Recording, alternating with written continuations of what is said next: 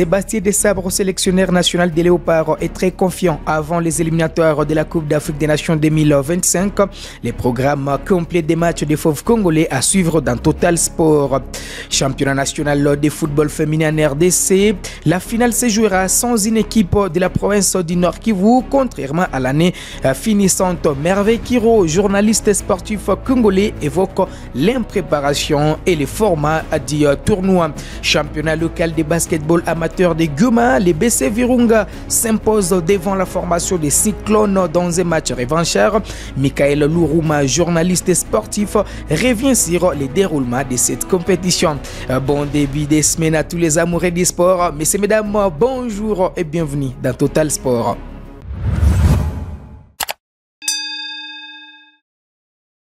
Allez, ouvrons cette production par les Léopards de la RDC pour les éliminatoires de la prochaine édition de la Coupe d'Afrique des Nations qui aura lieu au Maroc en 2025. La RDC évoluera dans les groupes H avec la Tanzanie, la Guinée et l'Éthiopie. Sébastien Desabre, sélectionneur de la RDC, est très confiant avec surtout son effectif. J'ai confiance à mes soldats, j'aurai besoin des matchs et surtout un calendrier très chargé avec les éliminatoires de la Coupe du Monde et la CAN aussi. On reste confiant sur notre objectif qui est la qualification dans toutes les compétitions. Eh bien, Sébastien Desabre en tout cas est très confiant avant les débuts de cette campagne. La RDC lancera la campagne des éliminatoires de la CAN. Ça sera les 2 septembre prochain. Ça sera à Kinshasa au pays contre la Guinée. Et puis lors de la deuxième journée, le 10 septembre 2024, la RDC se déplacera pour jouer contre l'Éthiopie. Pour la 3e et la 4e journée prévue du 7 au 15 octobre, la RDC recevra la Tanzanie d'abord le 7 octobre avant de se déplacer à Dar es Salaam le 15 octobre pour jouer contre la même équipe dans un match retour. Pour la 5e et la 6e journée prévue du 11 au 19 novembre, les Léopards se déplaceront sur les terrains du Sili national de la Guinée avant de revenir pour finir avec cette campagne le 19 novembre contre les Éthiopie. En tout cas, vous avez déjà une idée sur les programmes complets des matchs des Fauves congolais pour la Coupe du Monde. Ça sera au mois de mars 2025 que les Léopards seront une fois de plus sur la pelouse. On va enchaîner avec le championnat national du football féminin. C'est la 15e édition. Et bien, la finale de cette 15e édition du championnat national du football féminin se joue ce lundi 8 juillet au stade tout-puissant Mazembe entre les tenants du titre Mazembe et Amani. Mazembe qui est sur un bilan de 2 titres consécutifs. Une rencontre prévue entre les 2 équipes qui ont fini en tête lors de la phase des groupes. Contrairement à l'année dernière où la formation de Bweremana avait créé la sensation jusqu'à atteindre la finale bien que bâtie par la formation du tout-puissant Mazembe, cette année, ni Kabasha ni Bweremana, aucune équipe n'a réussi à s'illustrer pour jouer la finale. Merveille Kiro, journaliste sportif qui évolue à la RTNC, évoque en tout cas l'impréparation d'abord et les formats du tournoi qui a en tout cas qui a été un handicap pour les équipes de la province du Nord Kivu. Le problème pour les équipes du Nord Kivu, c'était d'abord l'impréparation. Déjà, en fait, il fallait savoir dès le début que voilà, la compétition, surtout la phase finale, était prévue du côté de Lubumbashi. Et donc, il fallait se préparer en conséquence pour pouvoir éviter tous ces désagréments. Et on alertait tout le jour qu'écoutez, la compétition aura lieu à Lubumbashi. Il faut préparer tout ce qui va avec voilà, la préparation. Malheureusement, les 2 équipes, ou les 3 même avec l'équipe de TCP qui préparait en ville de Goma, n'ont pas été prêtes, voulais-je dire, avant donc la phase finale. Donc je pense que c'était l'impréparation, mais aussi la mauvaise volonté de beaucoup de personnes qui suivaient de près cette compétition, en commençant par également le gouvernement qui n'a pas su prendre en charge les équipes qui portent l'étendard de leur province, de leur ville, notamment la ville de Goma, les territoires de Massissou, où il y a beaucoup de notables. Je ne dis pas que c'est leur travail, mais après ils n'ont pas également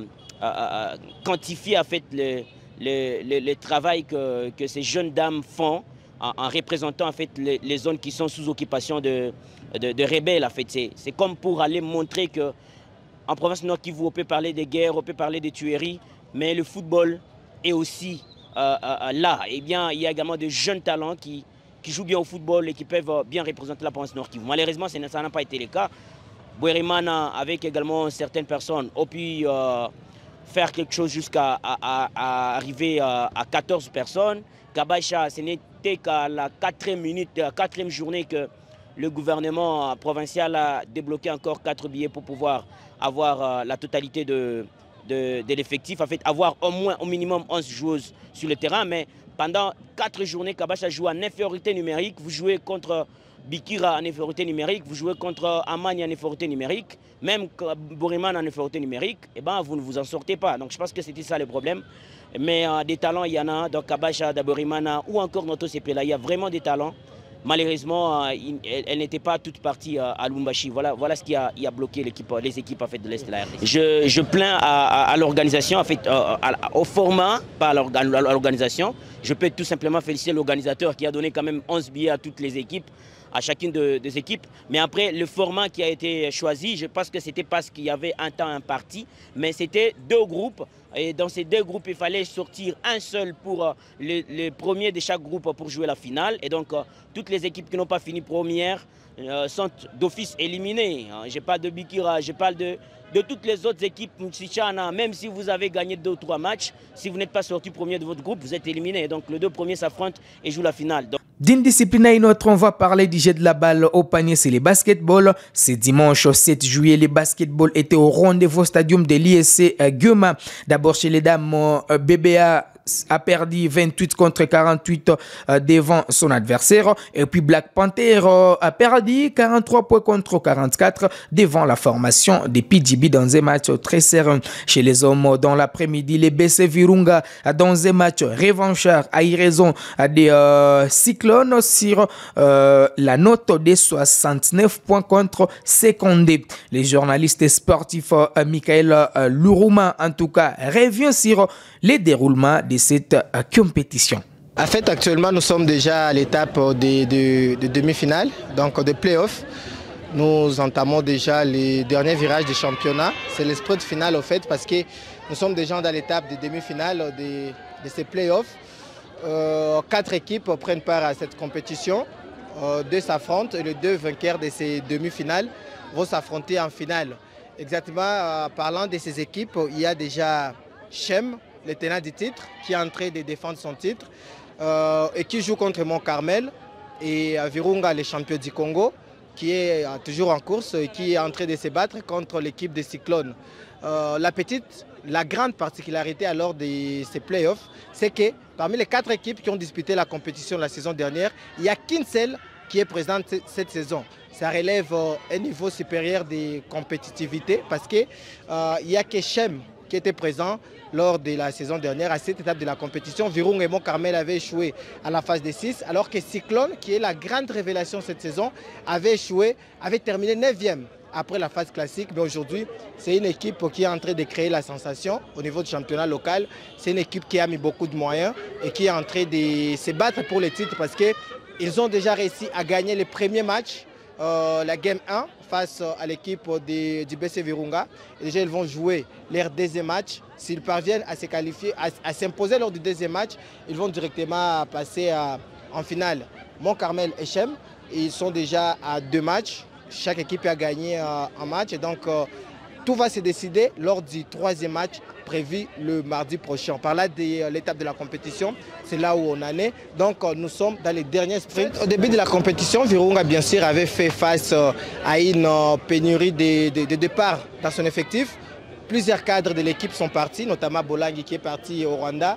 Il y a Marc qui est parti à Bukavu dans Caviar. Presque tous les joueurs de l'effectif de Virunga de la saison dernière sont partis. Ils ont commencé la saison avec les joueurs venus fraîchement de la 2e division qui avaient besoin de l'expérience et qui n'ont pas vraiment tenu les rangs de champions du Congo. Ils n'ont pas supporté la pression. C'est à ce moment-là que les dirigeants des Montagnards ont mis la main dans la poche pour en fait acheter des joueurs qui sont capables de rivaliser et de défendre ces titres de champion du Congo. Ils ont amené des joueurs expérimentés, venus de presque partout. Il y a des joueurs qui sont venus du Burundi. Ils ont profité d'ailleurs de la suspension du championnat burundais qui était suspendu par la FIBA pour récupérer certains joueurs qui sont aujourd'hui en train de porter l'équipe du BC Virunga sur les épaules. L'équipe a retrouvé